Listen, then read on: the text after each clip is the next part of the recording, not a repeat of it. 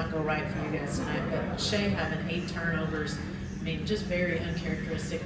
What did you see out of him, and just why he kind of seemed to get off track tonight?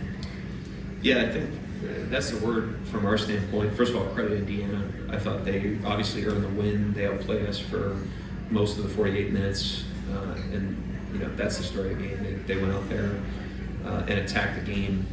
From our standpoint, it was uncharacteristic. It was disappointing, but it was collective. It wasn't one guy. We were not where we needed to be on either end of the floor for much of the game, and we have to be a lot better, before Game 7. First row, Joel.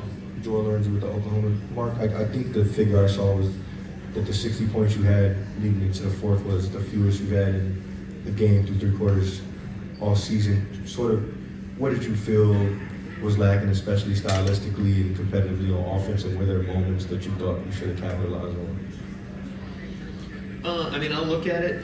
Obviously it was a very poor performance by us, but there's 2 teams out there. I want to give Indiana credit for the way they defended, the way they competed in the game, the way they played all the way around. They had a lot to do with it. And there was stuff that I thought we could have controlled that could have been better. So we have to own that.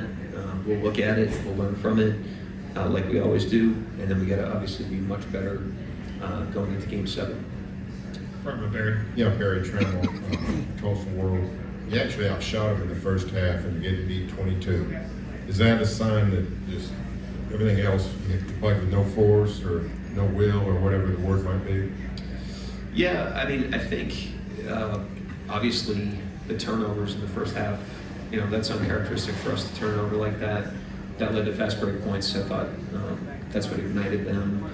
And it was, a lot of it was an offensive issue, tonight, and especially in the first half. I just thought we were really stagnant. I thought some of that was, like I said, the way Indiana played. There's 2 teams out there, and they deserve a lot of credit for how they played tonight. So we'll look at it, learn from it, figure out what we need to do to be better, and we're going to go out there and execute it in Game 7. Fourth row on the right, David. Mark, I know you know this, and I know your players know this, but is it in any way instructive to them, being a young team that has never had a chance to clinch a championship before, to see how incredibly hard it is to win a 4th game to win an NBA championship? It was hard tonight.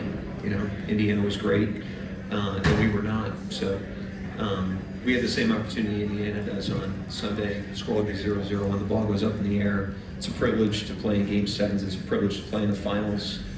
As disappointing as tonight was, we're grateful for the opportunity.